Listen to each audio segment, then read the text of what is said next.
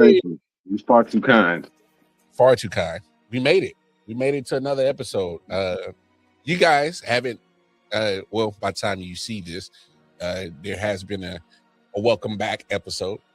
So we made it to a we didn't have to do another one. That's surprising for us. Hey, our next episode was also not a welcome back episode.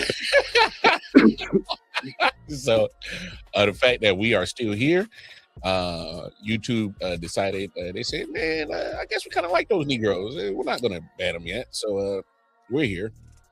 Hey, man, let's cut the formalities out the way. Boney homie. Before we get started, we rise for our national anthem. Mm-hmm. I am a nigga American, represent kidnapped Africans. Hey, yo, this is wow. I am a nigga American. I gotta admit, I was not ready for none of that. And the irony is the fact that you just made that remix out of the Hulk Hogan thing. Absolutely, it's absolutely crazy, dog. We gotta make racist stuff work for us. That's why nigga is our word now. Think about it, brother. Oh, at least I know I'm free. Oh, America. Yo, this is crazy. America, fuck yeah. Now that we got the part of the show that might get his band out the way. It's gonna get worse probably. Oh, there's a great possibility it might get worse. How's the fam doing, man? Everybody's doing great. Actually, top to bottom, all 9 of us. Yeah, 9 of us. We'll have to do an episode one day where we'll dig deep into the psyche of you and Kiki on how y'all make that work. Well, she's reaching up, so as long as she remembers every day that she's lucky to be with somebody that look like me.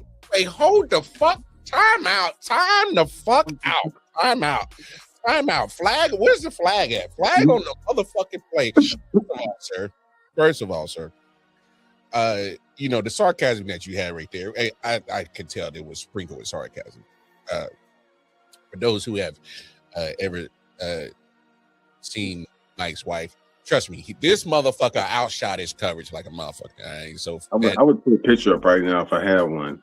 No, but that statement was wild, bro. Because I'm like, you do know I've seen pictures of your wife and I've seen you, and you outshot your coverage, nigga. I mean, I think she's the most attractive woman that's ever been made, personally. So, well, obviously, personally, yes, you're going to feel that way. And not to put a weird feeling on this. Your wife is a beautiful woman. That's why I'm saying you outshot your coverage. So for you to say that statement is absolutely asinine right now, bro. I mean, don't get it twisted though. I am a dime. A dime what? A bag. Yeah, a Reggie. Like you smokable, but you ain't top tier. You know what I'm saying? Like you get through. Like you help people get through. Like a dime bag of Reggie just help people get through. But it ain't. This is loud with a little bit of hashish. Sprinkle some coke on top. A little lace with a little coke. They say you mix Jamaican rum and whiskey, you get Biggie. Hey, bro, that's crazy. You miss Everclear and Four Loko, you got Bones. Hey, mixing Everclear and Four Loko is a death sentence, bro. And I'm talking that was my drink. The original Four Loko recipe. Yes, that's when I made my drink, the Boney Homie. Anybody who's ever had the Boney Homie can attest to this.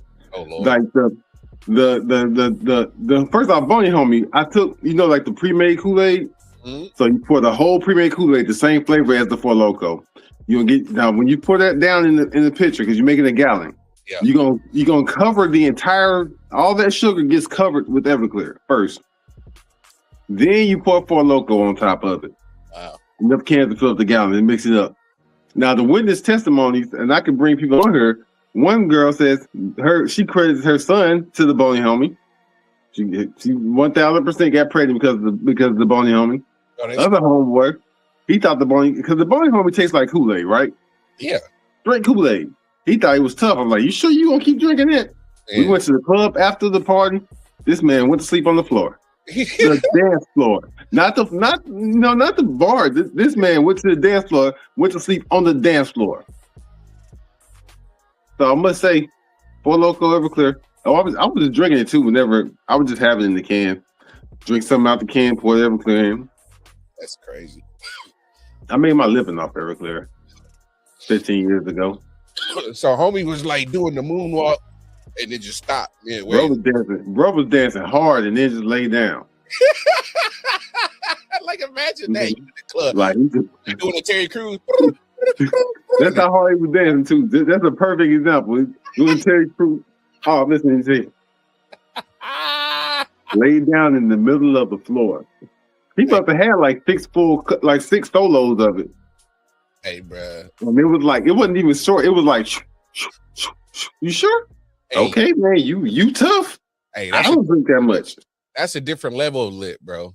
I can't even lie. Four Loko has been known to put people out because I thought I was a tough drinker when that first Formula Four Loko came out. Because I was drinking tequila. I'm like, oh man, bump old tequila, man.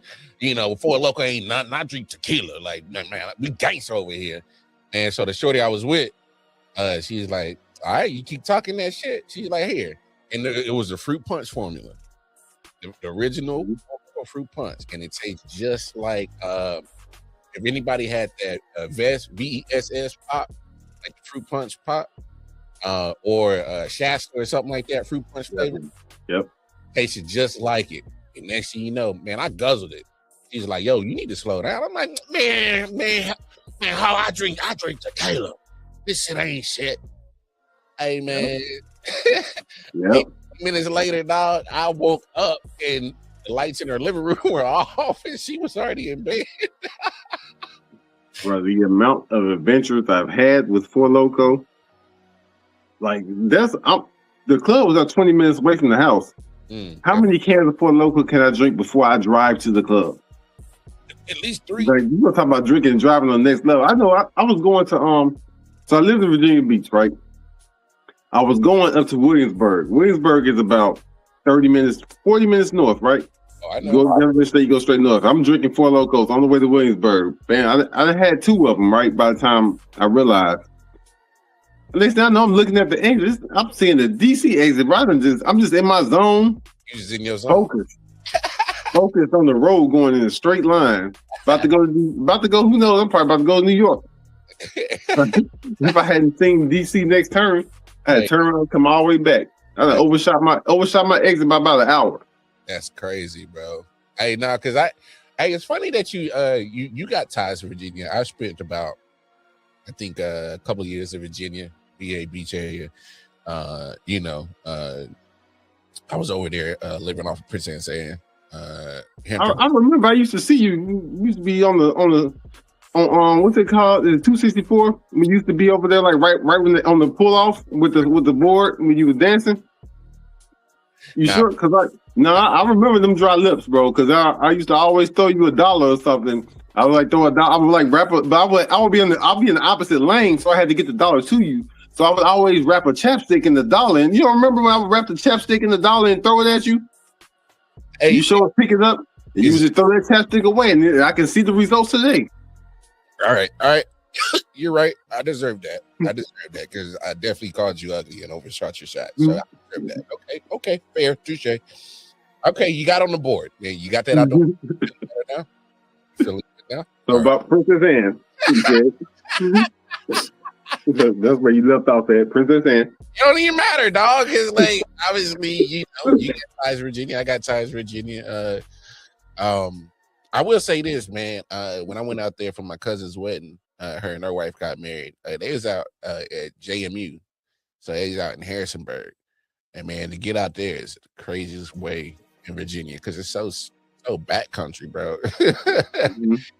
It's back country. And that was a few years ago, so don't get it twisted. Out in Virginia, it still can get ugly out there. Just letting you know. If you know what I mean, you know what I mean. September for my sister's on retirement. Mm-hmm. She retired from the Navy. Yeah, Virginia Beach expensive though. Oof. I didn't live enough. I didn't even understand that we lived with the crackheads. Yeah, but Norfolk hood is expensive compared to other hoods because, it's definitely like I didn't even know we lived in the hood. Hey, it's been common sense, but I was like 20, and I'm from when I see hood, what the hood looked like to me was not what this looked like. Yeah, like sure there was crackheads walking around and stuff, but I still didn't realize this is the hood. Mm-hmm. I lived on Tidewater. I know where you. Oh, hey, that joint used to flood so easily when it rained, bro. Well, I ain't never had that problem. I just had crackhead problem. Nah, Norfolk mm-hmm. was already under sea level, so it would flood easily in Norfolk. I don't remember. I don't remember a whole lot though, man. I was drunk a whole lot of the time. I was in the Navy, bro. We made the holiday Friday Eve, and that was a whole lot of times coming to work late on Friday. Oh, so you can attest to this. You driven on the Chesapeake Bay Bridge, right? Mm-hmm. Hey, I need you to kind of explain to people how that is probably, well, for me, because I don't like riding on bridges because, one, I don't like water. I don't like that much water. Two, because it's so much and you go underground, and it's long as hell. Pause. I mean, it is.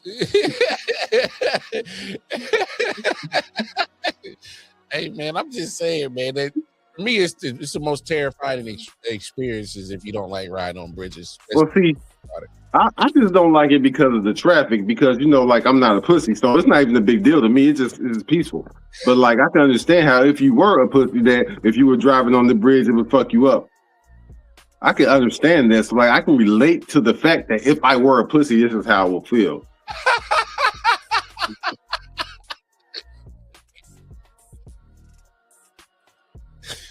Hey, see, this is the hate part of our love-hate relationship right now. Like this really is. I really hate you for that. You thought I was going to co-sign that. I just don't want to ride on it because of the traffic. I don't even.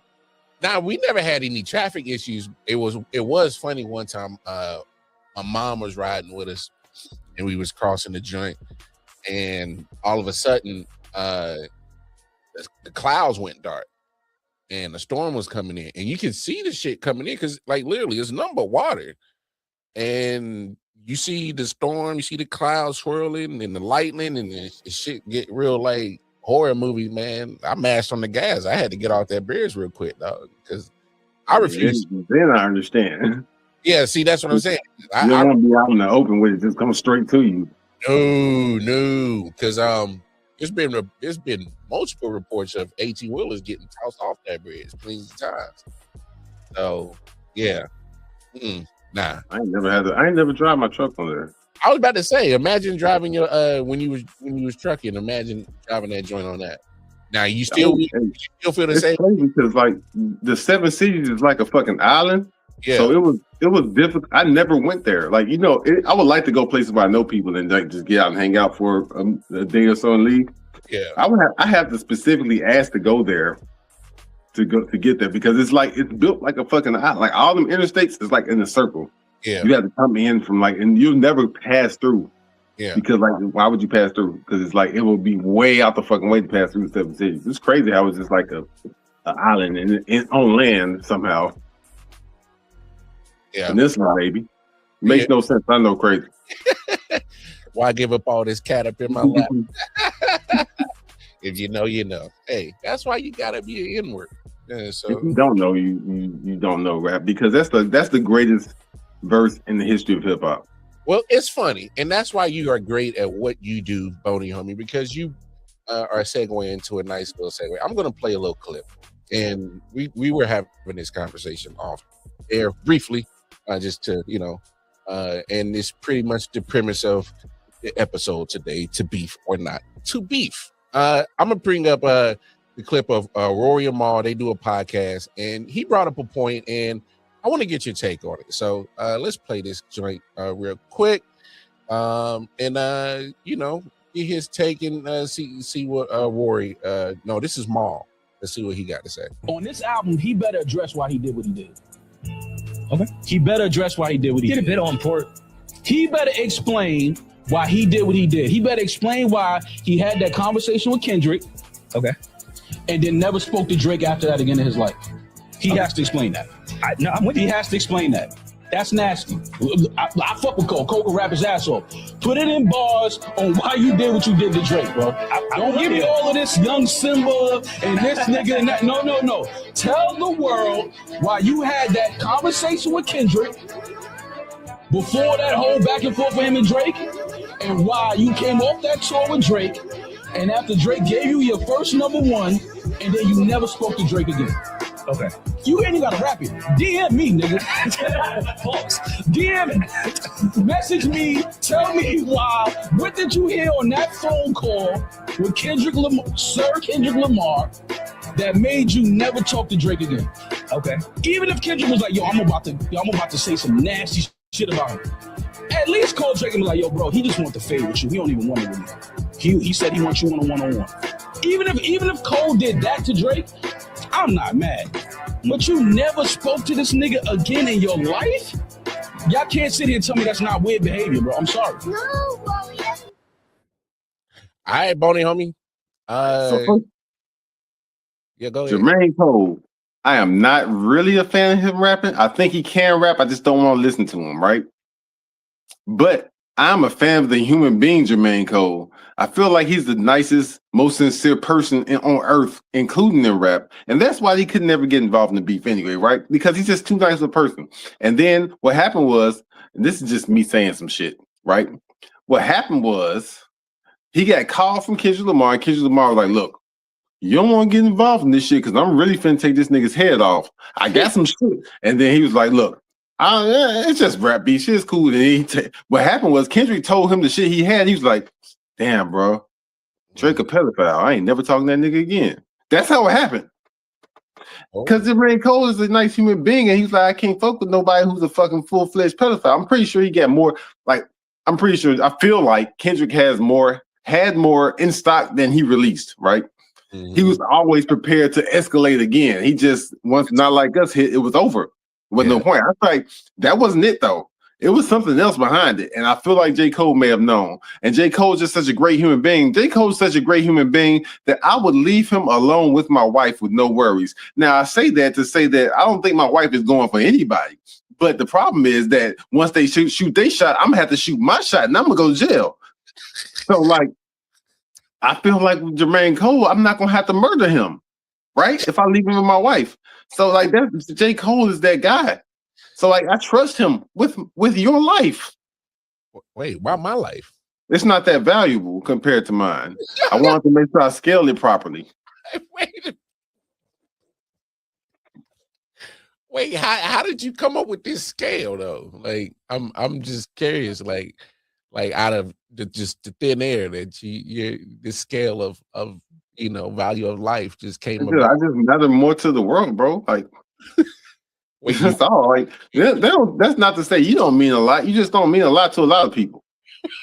Think about this. If we both died, that's not fair because I have a family of 5 and you're a family of 9. That's not fair. But it's more to it than that. If you died, then that would free your wife to find somebody that's worthy of her, right? We both know you've been holding her back. Don't sit there. Hey, don't sit there and try to get brownie points with my wife, motherfucker. She said something on Facebook, and she was like, "I'm aware of his flaws," and I was like, "We know that you stayed with him throughout the bad stuff, but we don't. What we need to know is why you chose to be with him in the first place. You haven't given us any positive reasons, and you know what she did? Not respond because there was no answer." I saw that dumbass comment, and I'm just like, really, nigga? and what was her response? She didn't have one. this He's like, I'm just gonna laugh it off and nobody will notice. I noticed. like, damn, bro. No love. My own wife that Yo, back to the topic. it's crazy. Back to the topic. What's your thoughts? Well, for me, when you initially jumped out there and then jumped back, I'm like, you should have never jumped out. Agreed. Because like I don't know if you heard Fat Joe's comments. He was like, "Yo, like, bro, like, come on, what are you doing? Like you either gonna be in it or you not." I don't So, understand why he got in it at all. well, see, that's my thing. Well, because remember he did the joint with Drake. Yeah, he's like, fuck the top, top 3, yeah. Or whatever he said. So, like, but like, that still wasn't a shot to the point where, I mean, I guess you could see it, let me compete back with you. But to me, I would have felt like, especially if I was in the situation, I would have been like, nah, this nigga really just baiting Drake. Let me sit back and see how this goes. That's all it was. He been baiting Drake since the BET Awards when he was making a sensitive rapper go back in his pajama pants or whatever it was. Like, if you really think about it, and this is just my take on it initially when it first kind of went down, and I still kind of rock with this take. Obviously, the phone call happened, but I think, like you said, Cole was like, "Oh, this is personal." I thought it was rap beef, just because there's a difference between rap beef and personal beef, if you ask me. And Cole was on, I guess, on some rap beef, trying to like competitive level because he's like his top 3. And he realizes, oh no, Kendrick and oh no, this personal beef. And that competitive shit's stupid to me. Anyway, I mean, what's wrong? I mean, like, I'm cool with, like, all right. So like, what's the joint with Big Sean that Kendrick stole all Big Sean shine? You know what I'm talking about? I don't know, man. I don't tell motherfucker, I sell it. Oh, I was motherfucker. Shit. Control. Okay. So like the way Kendrick came at everybody on Control, that doesn't feel like a real diss to anybody though. But I guess I'm competing with you. When you make a full diss song about somebody, but like I'm trying to compete with you, that seems corny to me. Like it's just it's like some game shit. I say that because Game is the corniest rapper of all time. Including Nick Cannon. Wow, why you hate on Game? Because I liked the Game, and then like I got slowly he slowly eroded my fandom by doing and being corny in every single way, like in every single facet. Interviews, albums, the way he raps, his entire style, his red rose with the white ceiling, like he wore me down to be like, man, this nigga's just so corny. Like, you gotta watch the Shannon Sharp interview. Everything this nigga says is corny. Everything. He only has corny takes. But like having that whole we just competing beef, it just seemed like some fucking, what's the word for when you trying to get some clout chasing shit. To me, like if you don't like somebody, and you don't necessarily have to not like them to the point where you want them dead or anything, but if you don't like somebody, then it makes sense to me, right? Then I'm with actual beef. But like as far as what J. Cole did, like why? I don't think he was chasing clout because it's Jermaine Cole. Like he's the greatest human being of all time. So I don't think he was chasing clout. All right, so let me ask you this: would you think it'd be almost equivalent to kind of what we done as a hobby, like promo? There's times where like there's promo beefs and then there's actual real beef that happens in promos. I guess that's similar because like I've manufactured a beef or two. Yeah. You know what I'm saying? You just got to manufacture just to make it seem like it's something that it's not. But also, we're not us though. It's like being an actor instead of just being yourself, I guess. Well, I don't know. Lines kind of get blurred because I think there's characters that I made that there is part of me that is that, Yeah. I mean, you've been a guy that many characters too, so it's kind of like I was the same one though. So I guess so. I guess I just don't like the game. I'm glad we went that round, that whole trip, just to make sure that you just came I back mean, that's what it sounds like when you put it that way. simplistic. I feel like in rap, I just don't like it though. Like just having the beef to have a beef, I just don't like it. Well, I mean, It's just different to me. I mean, But I get J. Cole's position more so than like it's not like the game being like I'm gonna beef with Eminem because I wasn't invited to the halftime show and I want to show everybody I'm better than him. It's not like that. Yeah. He thought they were just gonna have a competition back and forth. I just feel like why even bother? No, I can feel you on that because I can rock with your separation of what game does, and like everybody who made a response to Control was whack to me. Like, why did you do that? A full response to Control didn't make sense to me. As a diss back thing. That's my stance kind of. But like, I wouldn't have got like he was in the circle. Like J. Cole's in the circle. He should have known in the first place what it was. Like, these motherfuckers really catty and don't like each other, but like they kind of not really ready to say it out loud. Mm-hmm. And I feel he should already have the vibe that Kendrick is trying to get this motherfucker to come at him so he can come at. Like Kendrick is trying to make it. It's like when you don't want to. It's like when you're in school and you get into a fight. If you don't throw the first punch, you can say you were defending yourself. Yeah. So you do whatever you can to get that motherfucker to punch you. Yeah. That's kind of how I feel like it was. That's how he just thought it. I dare you to hit me. Huh? You ain't gonna hit me. You gonna be mama. Yeah. Hey, that's so crazy. Remember back in the day, somebody say your mama, it was automatic. It was on. Talking about I'm born to go up. Yeah, that's my stance. I'm sticking to it. And fuck ICE. Yeah. They're dangerous. Mm-hmm. Your car could slip on them. And that was very subtle, Becky. I like that. But we saw that. Yeah. I think that concludes this episode on to beef or not to beef. Right on time. We're gonna talk about next week.